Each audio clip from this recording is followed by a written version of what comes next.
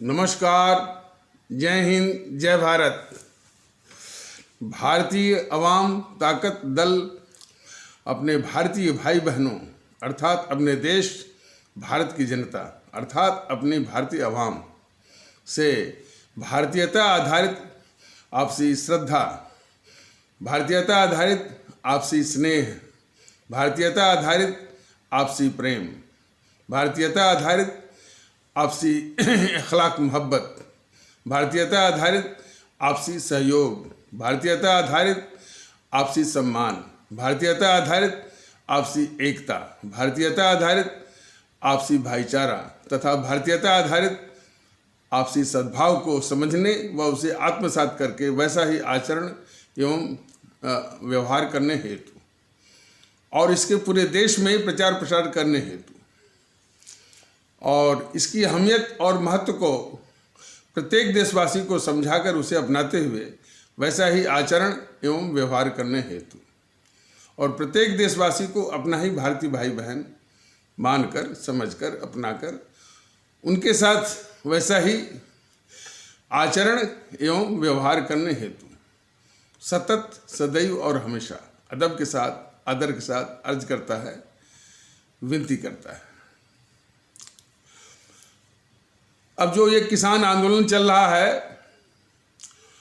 अब जो आस पड़ोस के लोग हैं जिनका आना जाना कठिन हो गया है, चूँकि वो सड़कें और रोड ब्लॉक हो गई हैं, तो वो अलग से आंदोलन कर रहे हैं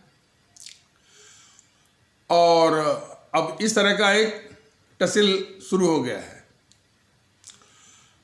बीच में वो गाजीपुर बॉर्डर में टिकैत और काफ़ी वो टेंट खाली हो गया था और जितने भी आंदोलनकारी वो जा चुके थे, थोड़े से रह गए थे टिकैत और एक टिकैत ने जो है एक भावनात्मक या रोने की का एक नाटक करके फिर जो है वो न जाने का उसने वो लोगों को इस तरह से भरमाया और कोई महापंचायत होती है, खा पंचायत होती है, वो भी कुछ इस तरह का गतिविधि वहाँ पर भी चल रही है।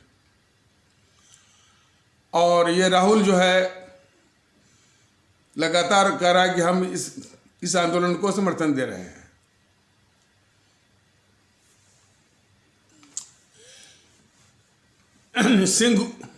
सिंघ बॉर्डर पर जो है इन आंदोलनकारियों में से कोई जो उग्र होकर के तलवार से हमारे सुरक्षाकर्मी के SHO से उसने वार किया और वो घायल हो गए।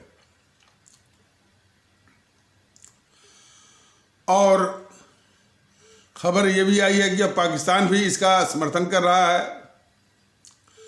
और पाकिस्तान ने वो बिडेन को, अमेरिका के राष्ट्रपति बिडेन को कहा है कि वो इसमें दखल दें और ये बिडेन नहीं करते हैं तो वो इसको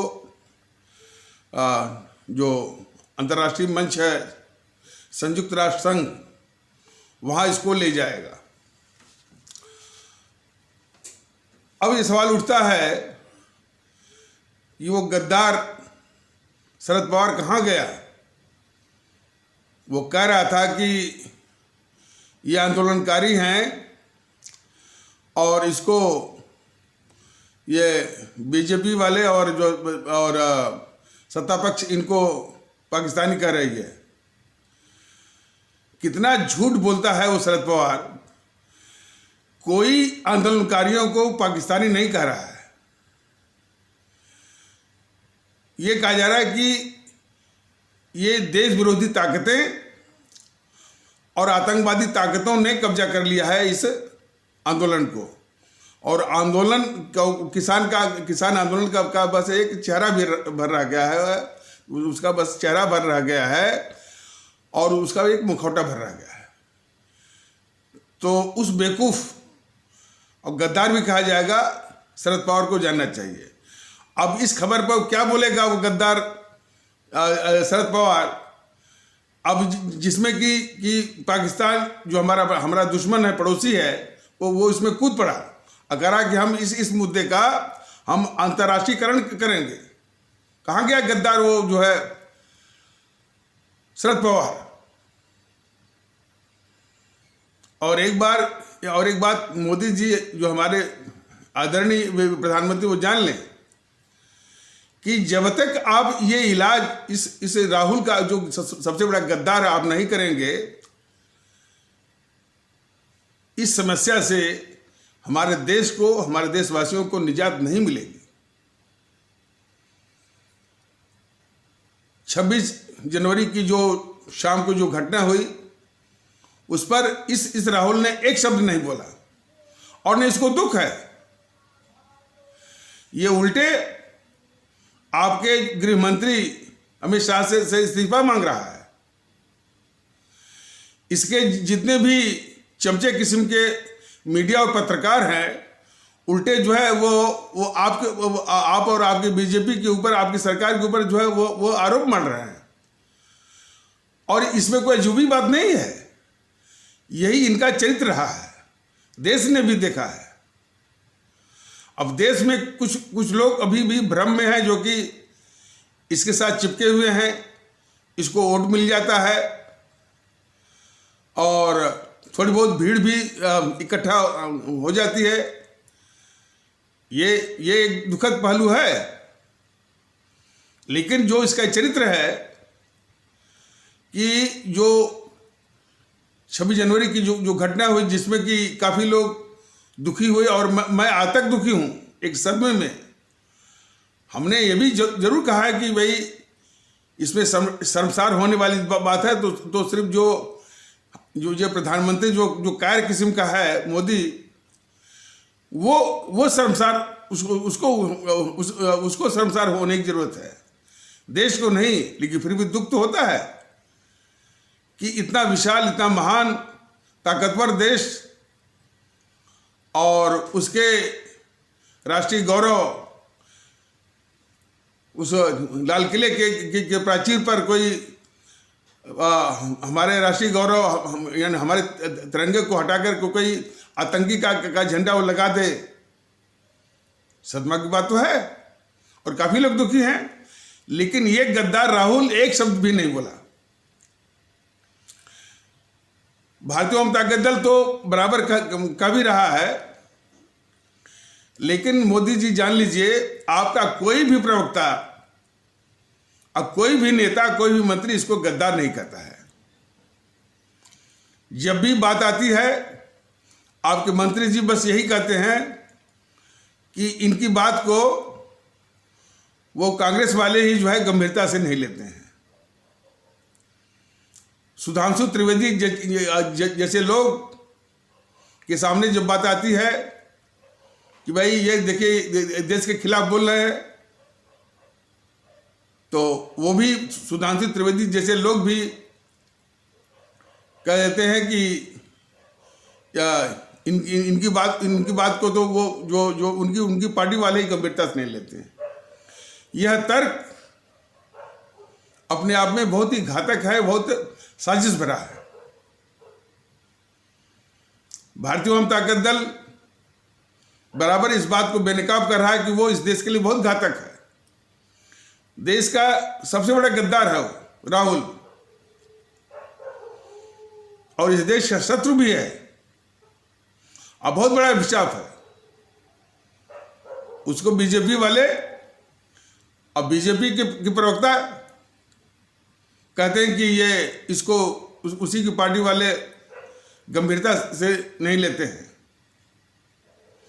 जहां देश की बात हो तो वहां पार्टी और किसी व्यक्ति की बात कहां थी भाई मोदी जी। भारतीय जनता दल सिर्फ दो ही बात करता है, हमारा देश, हमारा मुल्क और देशवासी। इसके नीचे वो उतरता भी नहीं है और इसके अलावा वो बात करता भी नहीं है।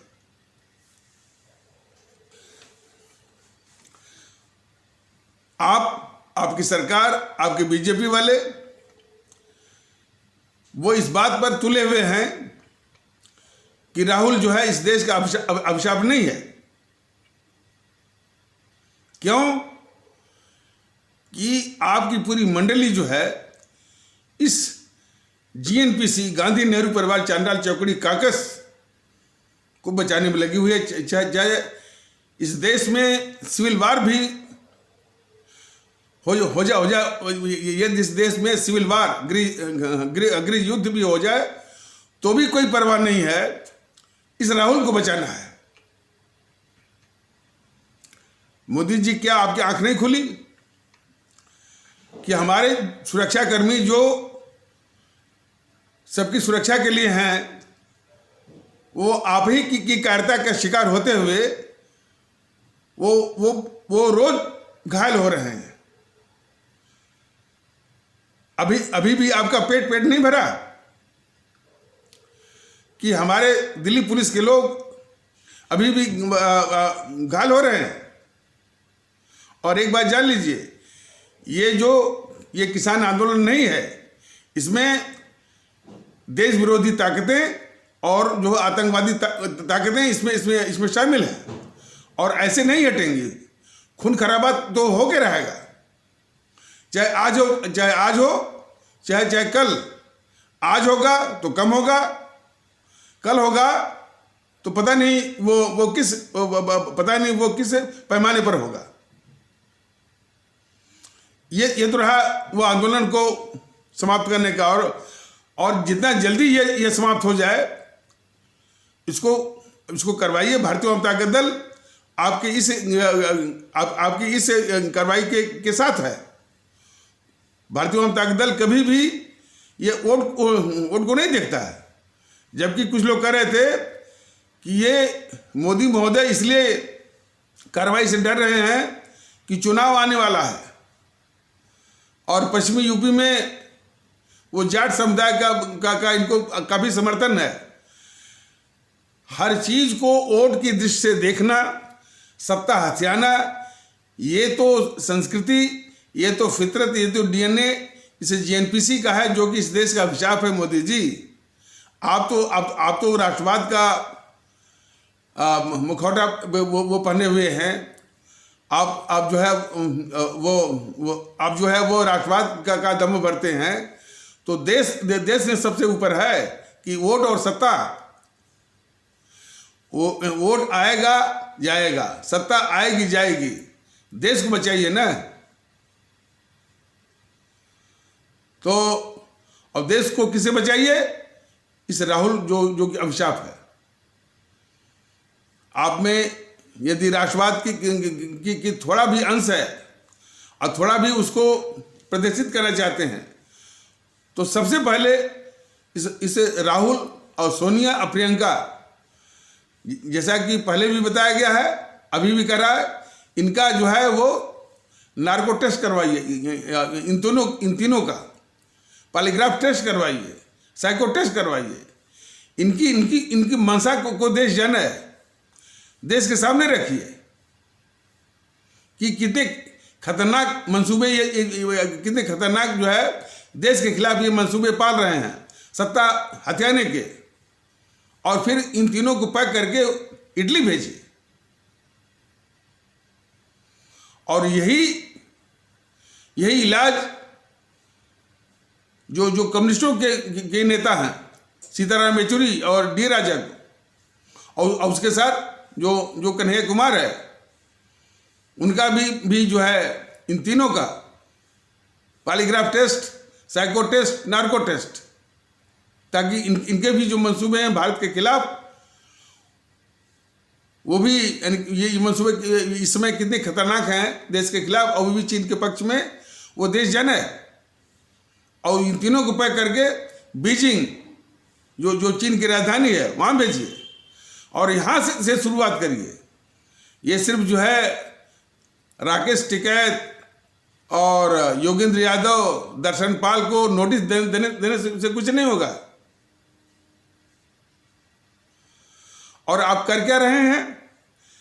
जो ये जो किसान आंदोलन के नाम पर जो जो यानी किस तरह के तत्वों की जमात लगी है, वो टिकैत वगैरह जो है, टिकैत क्या है कि आज तक वो इस पर उसको शर्म नहीं आई कि जो घटना हुई जो है 26 जनवरी की शाम वाली, कि हमारे राष्ट्रीय गौरव लाल किले पर हमारे राष्ट्रीय गौरव झंडे को हटा करके जो आतंकी संगठन का झंडा लगाया गया, एक शब्द भी नहीं बोला वो टिकैत जो है। तो जिस तरह के तत्व जो है किसान आंदोलन के नाम पर जब इकट्ठा हुए हैं, ये तो आपने भी देखा होगा।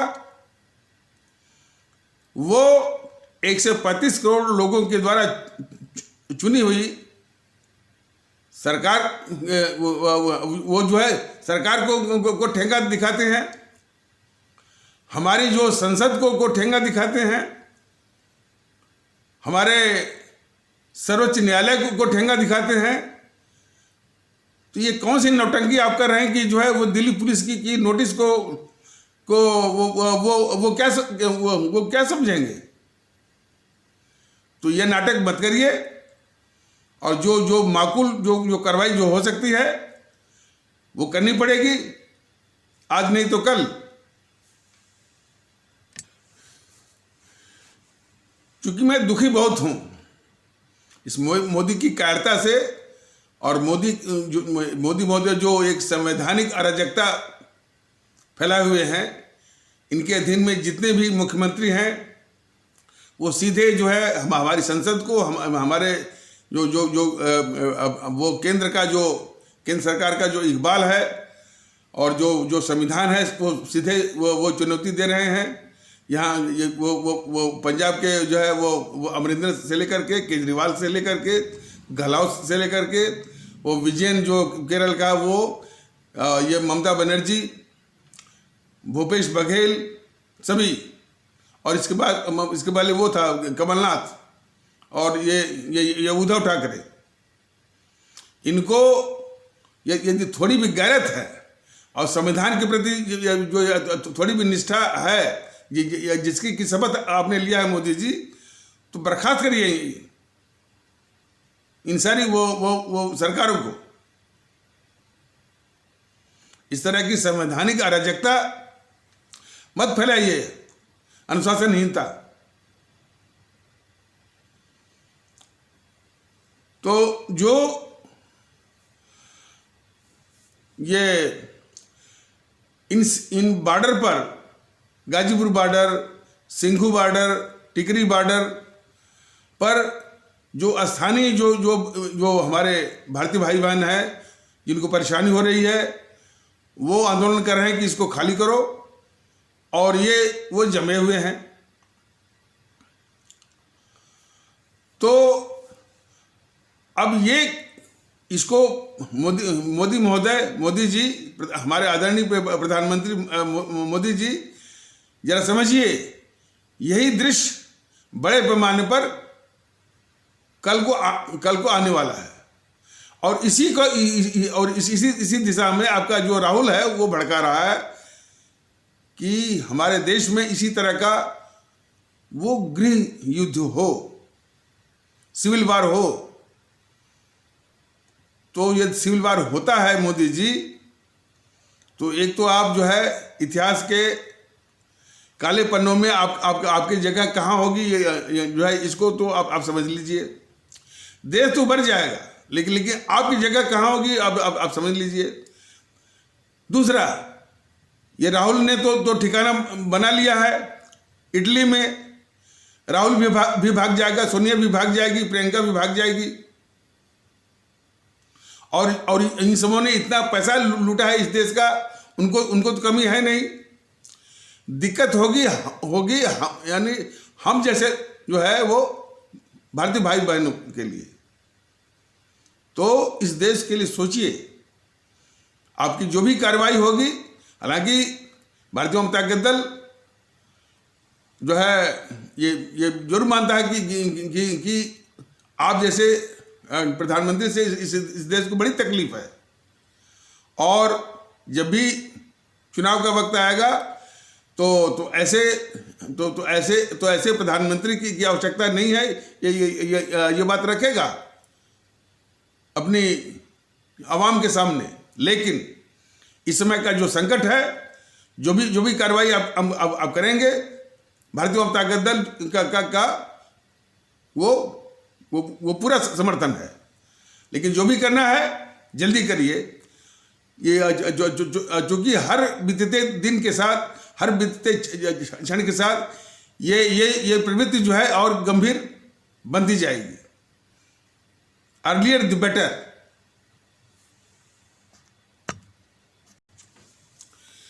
इनसे बात करने का कोई मतलब नहीं है। जो भी वो सबसे पहले इसके खिलाफ भी यानी देशद्रोह का मुकदमा और देशद्रोह का FIR राहुल के भी खिलाफ, सोनिया के भी खिलाफ, प्रियंका के भी खिलाफ, ये सब जो भड़का रहे हैं और जो कम्युनिस्ट वाले हैं उनके खिलाफ आप दायर करवाइए, पूरी जांच हो। और जो अभी बताया गया वो टेस्ट वगैरह करा करके इटली और बीजिंग भेजिए, वहां से शुरुआत करिए, तब जाकर के इस देश को कुछ राहत मिल सकती है।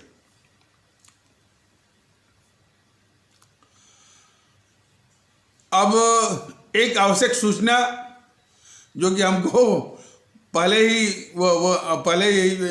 यानी दे देना चाहिए, लेकिन मन इतना दुखी है मोदी जी के कार्यों से कि समझ में नहीं आता कि हम क्या कहें कि इनको असर हो जाए। ये इनके सिवा सलाह समझते हो कि मैं वोट के लिए, सत्ता के लिए मैं ऐसा कर रहा हूं। सत्ता की जरा भी इच्छा नहीं है भारतीय वाम ताकत दल को, लेकिन इतना जरूर है कि उस उपकरण से एक बार दिखाएगा जरूर कि आवाम की खिदमत करते कैसे हैं, देश का संचालन कैसे करते कैसे हैं। एक बार वो आवाम को दिखाना जरूर है। और उसके विषय में जो उसकी यानी शासन प्रशासन और सेवा करने का जो नमूना है, जो स्पेसिमेन है, उसकी जो रूपरेखा है, वो बताया भी गया है कि जो हमारे आदरणीय या परम आदरणीय राष्ट्रभक्त शिरोमणि नेताजी सुभाष चंद्र बोस ने जो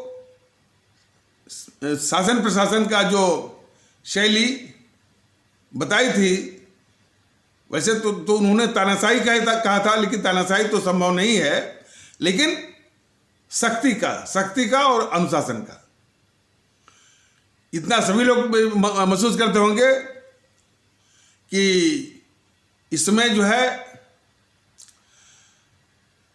शक्ति और अनुशासन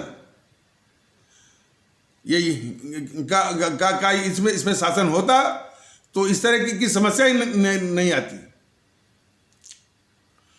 इसमें जितने भी नेता हैं वो न तो शक्ति को पसंद करते हैं, न तो और बहुत ही घोर किस्म के अनुशासनहीन भी हैं।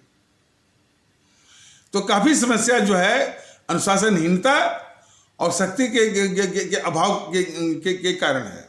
लेकिन इस देश की स्थिति तभी सुधरेगी जबकि शक्ति आएगी और अनुशासन आएगा। लेकिन शक्ति अनुशासन का पहली आवश्यकता है कि वो निष्पक्ष हो। और एक रोचक बात वो बता दें कि जब भी शक्ति की बात आती है तो ये कांग्रेसी चमचे बोलते हैं हाँ वो शक्ति जो इंदिरा गांधी ने जो है इमरजेंसी के दौरान लाई थी। ये देश जानता है कि इमरजेंसी वो इंदिरा ने कैसी लाई थी, अपनी सत्ता को बचाने के लिए। जब इलाहाबाद हाईकोर्ट का फैसला आया और जो उसके खिलाफ आ गया तो उसकी सत्ता जो है वो डगमगा गई थी, उसने इमरजेंसी का सहारा लिया था। उसी शक्ति को ये कांग्रेसी चमचे बोलते हैं। लेकिन शायद इनको अंदाज नहीं है कि इंदिरा जो है वो कहाँ ठहरती है और सुभाष चंद्र बोस कहाँ, और उनकी जगह कहाँ पर है। इंदिरा एक घोर गद्दार है इस देश की, और हमारे सुभाष चंद्र बोस जो है वो परम आदरणीय जो है वो राष्ट्रभक्त शिरोमणि हैं। तो ये कांग्रेसी चमचों का तो कोई हिसाब ही नहीं होता। तो शक्ति और अनुशासन जो हमारे सुभाष चंद्र बोस ने सिखाया है उसके अनुसार, और हमारे एक वो शासन अनुशासन के आदर्श जो औरंगजेब भी थे, औरंगजेब के भी विषय में ये उसी प्रकार की भ्रांति, उसी प्रकार का दुष्प्रचार है जिस प्रकार नेहरू के गद्दारी को छुपाने का एक जो है वो दुष्प्रचार है, बस वो गद्दार नहीं है। मोहनदास करमचंद गांधी के जो इतना बड़ा गद्दार था और इस देश को इस संकट में डाल दिया, देश को बंटवा दिया, 25 से 30 लाख लोगों की हत्या हो गई हमारे भारतीय भाई बहनों को, उसको जो है महात्मा और वो बापू राष्ट्रपिता बनाने की जिस तरह की साजिश है, तो उसी तरह की साजिश ये है कि औरंगजेब को एक विलेन के रूप में बनाने का। तो शासन प्रशासन अनुशासन जो है, औरंगजेब जो सम्राट थे वो भी एक मॉडल है। तो भारतीय जनता दल दोनों का आदर्श मानता है, उसी आधार पर जो है अवाम की खिदमत भी और देश का शासन प्रशासन और देश का वो संचालन ये दिखाना चाहता है। और सत्ता की भूख नहीं है, और सत्ता को ये जितने भी नेता हैं और जो पार्टियां हैं सत्ता को अपना लक्ष्य मानती हैं कि सत्ता मिल गई यही अपना लक्ष्य है। भारतीय जनता दल कतई नहीं, सत्ता को अपना एक उपकरण मानता है, एक हथियार मानता है, एक इंस्ट्रूमेंट मानता है, और उस इंस्ट्रूमेंट के द्वारा, उस हथियार के द्वारा, उस औजार के द्वारा वो लोगों की खिदमत, आवाम की खिदमत, अपने भारतीय भाई बहनों की सेवा और देश का संचालन ये है, ताकि अपने आदरणीय भारतीय भाई बहन ये देख भी लें, समझ भी लें कि देश का संचालन कैसा होना चाहिए, जिसकी कि उनको माने काफी दिनों से अपेक्षा है। वो आवश्यक सूचना बार बार छूट जा रही है। आवश्यक सूचना ये है कि जैसा कि पहले भी बताया गया है कि भारतीय जनता दल सिर्फ यूट्यूब तक ही सीमित नहीं रहेगा, बहुत जल्द आप लोगों के बीच में आ रहा है। साधन एक लिमिटेशन जरूर है, एक उसकी सीमा जरूर है, लेकिन वो उसको भी संगठित कर रहा है। और हम अपने आदरणीय भारतीय भाई बहनों के बीच में संगठन के साथ, तंत्र के साथ, अपने पदाधिकारियों और कार्यकर्ताओं के साथ आएंगे और अपनी बात रखेंगे, और देश हित में भारतीयता और देश हित में और भारतीयता के माहौल को आगे बढ़ाने के लिए और भारतीयता आधारित आपसी भाईचारा, आपसी सद्भाव, सहयोग, सम्मान को स्थापित करने के लिए आपके बीच में आएंगे। और ये जो जिस तरह की समस्याएं अब तक समस्या ये जो है ये सब पैदा किए हुए हैं, ये एनपीसी वाले, गांधी नेहरू परिवार चारनाथ चौकड़ी वाले, और ये मोदी महोदय की जो कायरता है वो अलग से एक समस्या दी हुई है। तो उसके भी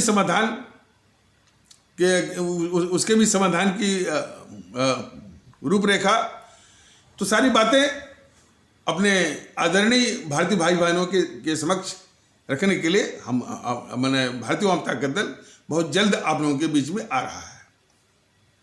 तो ये बताना जो परम आवश्यक है। एक चीज जो राष्ट्रपति के अभिभाषण जो कि कल हुआ, तो उसमें एक उन्होंने बात कही थी कि कोई हमारे ये भारतीय भाषा या तो उड़िया रहा होगा, या तो बांग्ला, या तो असमिया। तो कोई कवि थे तो तो उनकी कविता का उदाहरण उन्होंने दिया था कि जितने भी भारत के लोग हैं वो एक ही चेतना के हैं और एक ही चेतना के हो जाएं। और सही है। सुब्रमण्यम भारती भी इसी विचार के बहुत बड़े पोषक थे। सुब्रमण्यम भारती कहाँ के थे? तमिलनाडु के। उन्होंने कहा कि हम कोई भी भाषा बोलें, कहीं भी रहें, लेकिन हमारी चेतना एक होनी चाहिए। भारतीय जनता दल ने इन्हीं महापुरुषों से प्रेरणा लेकर के कहा कि भाई सभी लोग भारतीय हैं, सभी लोग बराबर हैं, सभी लोग समान हैं और एक ही हैं भारतीयता के आधार पर। इसी को बढ़ाने की आवश्यकता है। लेकिन अफसोस इस जेएनपीसी ने सत्ता की खातिर इस पूरे भारतीय समाज को बांट के रखा है। एक तो जातीय और सांप्रदायिक, और फिर भाषाई, प्रांत, क्षेत्र, समूह, व्यक्तिगत ये महत्वाकांक्षा, व्यक्तिगत महत्वाकांक्षावाद, और फिर गांव में भी इस तरह से विभाजन। अब तो परिवारों में भी पति पत्नी। तो पूरे समाज को ये जेएनपीसी ने, गांधी नेहरू परिवार चंद्रा चौकड़ी कॉकस ने बांट के तार कर दिया। इसने ये जो भारतीय जनता दल कहता है ऐसे नहीं कहता है, और इस देश का संसाधन लूटा है इसने।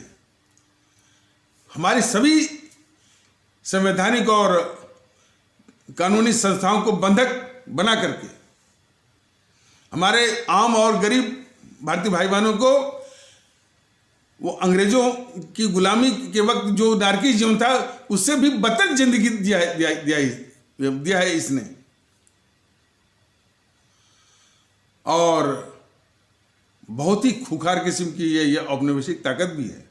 तो हर तरह से अभिशाप है। और उसका राहुल वगैरह तो समझ लीजिए कि इस देश के सबसे बड़े अभिशाप है। तो एक तो समस्या वो, अब दूजे आए ये छोटे मियाँ, बस ये गुट्टी पिला रहे हैं कि भाई वो यदि हिंदुत्व की रक्षा करनी है, मंदिर की रक्षा करनी है तो मोदी जी को करो।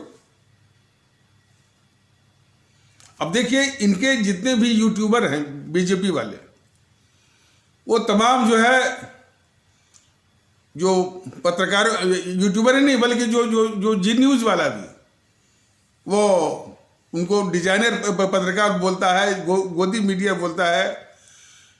अरे भाई वो तो जेएनपीसी ने अपने हिसाब से तमाम पत्रकार मंडली उसने पैदा कर रखा था, पाल रखा था। चाहे वो राजदीप सरदेसाई हो, चाहे अभिषेक शर्मा हो, चाहे रवीश कुमार हो, ये मंडली तो थी।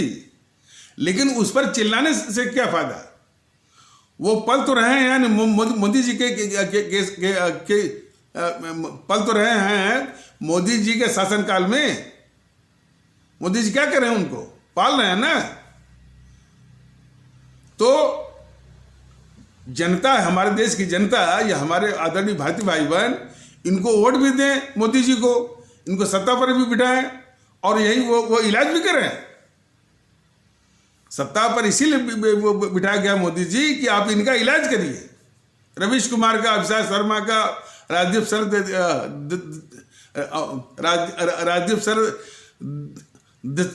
देसाई का, शेखर गुप्ता का, आशुतोष का, विनोद दुआ का, तमाम तो है, एक ही थोड़ी है। लुटियन मीडिया भी है, कुछ कर रहे हैं।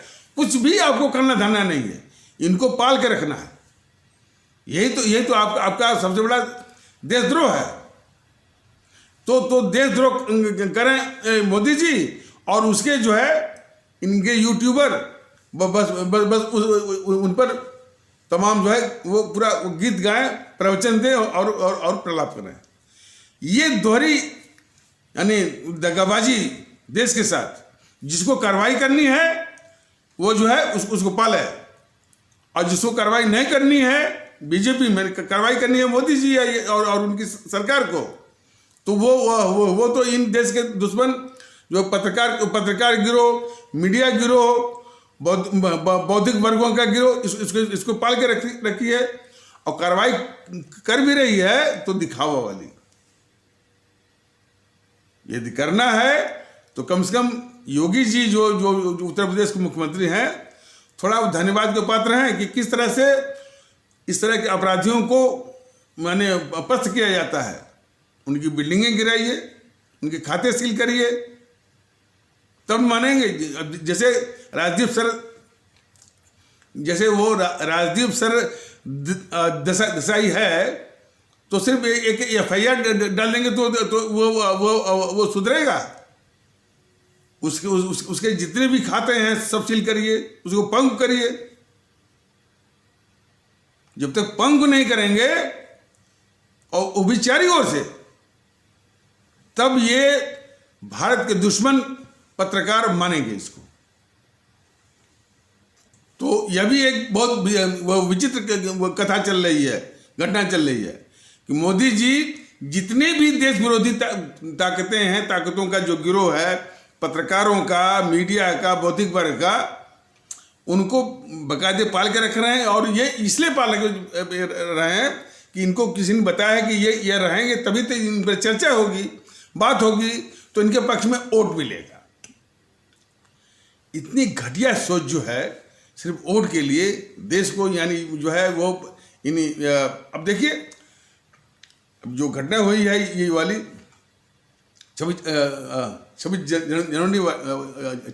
जनवरी वाली, एक आतंकवादी चढ़ करके ये किया। हालांकि काफ़ी कायरता जो है इस मामले में मोदी जी की है। और सबसे बड़ी बात ये समझ में नहीं आता है कि वहीं पर पुलिस खड़ी थी, हमारी छावनी थी, और वो और काफ़ी मशीन गन भी वहाँ पर है। और आदेश ने, देखिए सबको तो नहीं, लेकिन जो लाल किला को जिसने छू दिया और जिसे घुस गए, सबको यदि भून दिया गया होता गोलियों से, तो आज कम से कम देश को जो जिस मानसिक त्रास में आज देश है और मानसिक सदमे में देश के लोग हैं, जिनको भी इस मुल्क से मोहब्बत है, तो उस सदमे में नहीं होते यदि वो इन जो है वो अराजक तत्व जो कि माने वो लाल किले में घुस गए थे, उनको गोलियों से भून दिया गया होता। तो ये किसने नहीं होने दिया? निश्चित रूप से वो अमित शाह जी इसको देखें, और अमित शाह महोदय को भी अकल वो लगानी थी कि भाई कि बाकी तो ठीक है, बाकी तो अपना हमारे पुलिस वाले मार खा जाए वो करो, लेकिन यदि किसी ने वो लाल किला को छू दिया, उसको भून दो। तो निश्चित है कि ये फेलियर तो है, लेकिन फिर भी भारतीय जनता दल कोई वो इस्तीफा नहीं मांग रहा है उनका, अमित शाह का, लेकिन ये बिल्कुल वो अकल का फेलियर है। और जिसने काफ़ी इस देश के देशभक्तों को वो सदमे में डाल दिया कि इतना ताकतवर देश होते हुए, सब कुछ होते हुए, और लाल किले में मिलिट्री की छावनी होते हुए, मशीन गन के साथ होते हुए भी वो कैसे चढ़ गया?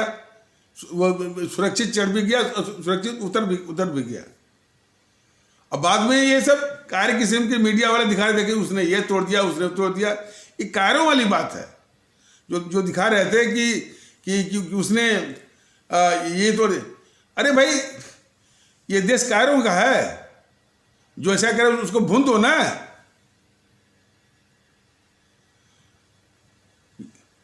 ये 56 इंच का सीना लिए हुए पूरे देश को जो है वो जो है कार्य बनाए हुए हैं। ये किसी भी देशभक्त को बर्दाश्त नहीं है मोदी जी, किसी भी देशभक्त को। और आपकी कायरता जो है बहुत महंगी पड़ रही है, इस देश को बहुत महंगी पड़ रही है। तो राष्ट्रपति के अभिभाषण में ये बात थी कि जितने भी देश के लोग हों वो एक ही चेतना के हो जाएं, और वही चीज तो भारतीय जनता का दल कहता है कि हमारे महापुरुषों के अनुसार भी, और हमारे जो अमर शहीद थे, जो जिन्होंने कुर्बानी दी, शहादत दी भारत माता की बल वेदी पर, जिससे कि हमारा मुल्क आजाद हुआ, और संविधान भी ये कहता है। लेकिन फिर भी जातिवाद का तांडव, और ये नीतीश कुमार कहता है कि जातिवाद तो एक हकीकत है, जातियों में जो छोटी जात बड़ी जात, तो इस तरह का जो नाटक है, जब राष्ट्रपति के मन से कहा जाएगा तो बोलेंगे कि एक ही चेतना, जब एक ही चेतना है तो चेतना भारतीयता की है। और जहां उस संसद भवन से बाहर हुए तो फिर वह पूरा तांडव जातिवाद का, ये पाखंड ही जो है देश को दुख दे रहा है। तो इस व्यथा को हर एक भारतीय भाई बहन को समझने की आवश्यकता है कि जब हमारी चेतना एक है, हमारा व्यवहार एक है, हमारी सोच एक है, हम एक ही हैं, तो फिर जाति फिर तथाकथित जाति का कोई स्थान नहीं, संप्रदाय का कोई स्थान नहीं, और जो है भाषा जो है, जितनी भी भाषाएं हैं वो हमारी भारतीय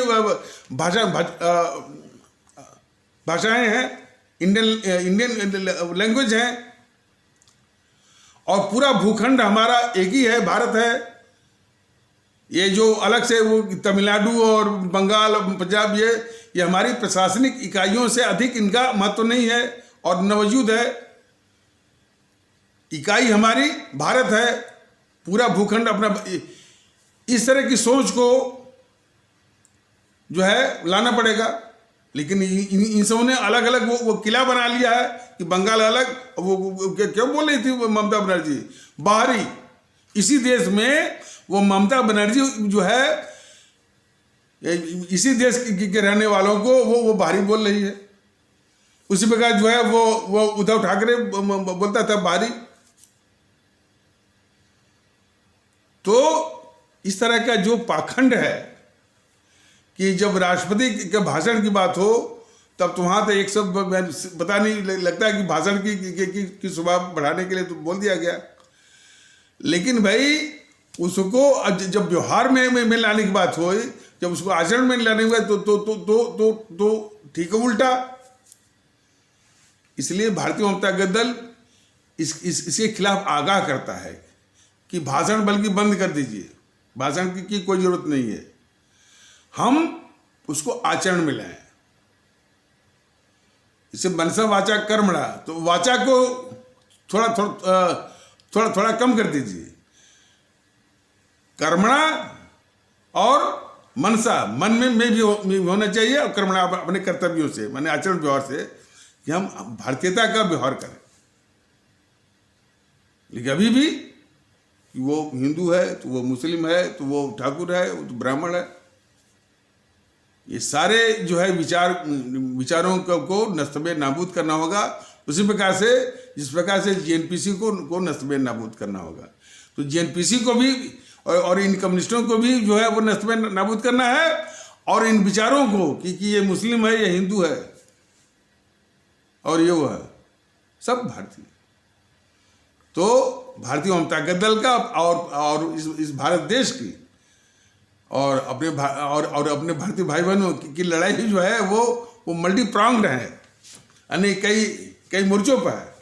तो अभी फिलहाल जो ये आंदोलन के रूप में, और ये बड़ा खतरनाक आंदोलन है, इसको जितना जल्दी हो कुचलें।